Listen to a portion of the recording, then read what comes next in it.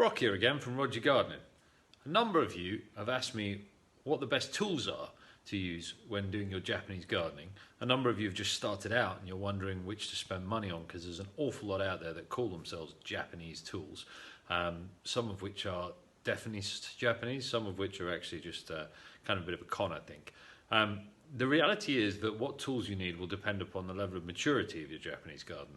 So I'm just going to run you through quickly in this video the order in which I would purchase the tools for my garden, and those which are required for Japanese gardening, which, if I'm honest, are required for most types of gardening itself. So let's start at the beginning.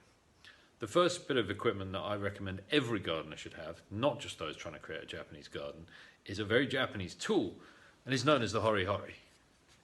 Yes, it looks like some medieval dagger, and that's pretty much what it is. But what's brilliant about this is it comes with a blade on one side, which you should try and keep sharp where possible. It's usually made of very strong steel, which saves bending, and it's absolutely superb for use in anything from kind of planting seeds and making seed runs if you wanted to create your first new plants, to when you come into the planting stage, getting down into the roots, cutting around the roots. As I said, personally, I do not know why Western gardeners use trowels so much, other than perhaps for scooping something out, but to me, in which case, just get a big scoop. You can get far more soil in one of those than you can in a trowel anyway. But this is an absolute essential piece of equipment. They're not very expensive, and they're absolutely brilliant. I recommend all gardeners should start with one of these. Now, once you've done that, and you've got your first young plants, the first thing you're going to want to do is maybe prune them.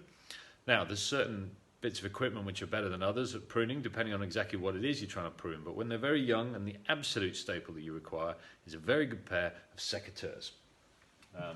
These are mine. Pair of Japanese secateurs. Good spring, keep them clean, keep the blades sharp, and personally I keep it oiled or put some oil on it, and most times either for cleaning and also whenever you put them away for storage so that you don't get rust. Again, you want them to be good and strong, but remember, these will only cut anything up until the width of around your middle finger.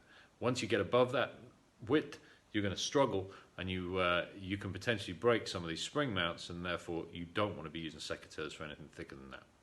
So, once you've done that, and you've finally got your, let's say your maple, you need the next biggest pruner.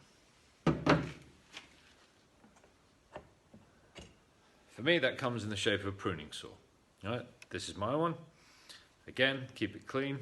I have a flip saw just because I like to keep the blade away because I've got young children, and it's quite useful. Just be careful when putting that blade away that you don't hold it like this and cut your hand through. Take it off, press the button. Again, this will cut through rather thick branches. Obviously, once you go much thicker than kind of, I don't know, 7 or 8 inches or so, you're then going to start needing your chainsaw. And finally, the other tool that when you finally get those azaleas growing and you're going to look for that karakomi style is a decent pair of shears. Again, these are mine.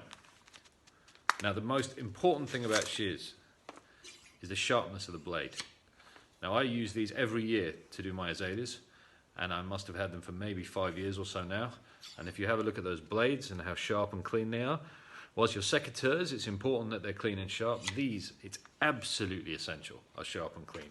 For a number of reasons. One, to get that clean, crisp cut on the sides of your azaleas, but also to prevent disease by tearing things. And when you're coming to actually shearing in particular, you're actually trying to cut leaves sometimes in half. And in which case, if you're going to cut a leaf in half, you can't have a blunt pair of shears. So make sure that these are kept extremely sharp. I actually sharpen them almost after every use. And that's it, that's the basics. If you want to go that step further, I do have an awful lot of Japanese black pines and white pines, and I like to pine prune the needles and the candles. Sorry, not the needles, the candles in the spring, and I'll do some videos on that. For me personally, just because they're very sticky, you can crack them with your hands. I also like to get in there, and so I have a pair of snips. These are my snips. Again, these would only do something very small. You'd use them for flowers, flower stems, cut flowers, etc. But for me, the primary reason for these in a Japanese garden is to take those candles and do the pine pruning. That's why I use them. There's lots of other tools that you can buy on the market that classify themselves as Japanese gardening tools. Many of them are superb, many of them are very good to use. Obviously, if you're creating a garden from scratch, you're going to need all sorts of tools to move maybe some big rocks, some big boulders, to plant some mature trees, spades, etc., etc. But the very basics, if you're starting out in your Japanese garden, start with a hori-hori, then a decent pair of secateurs. They're the first two and most important things that you need.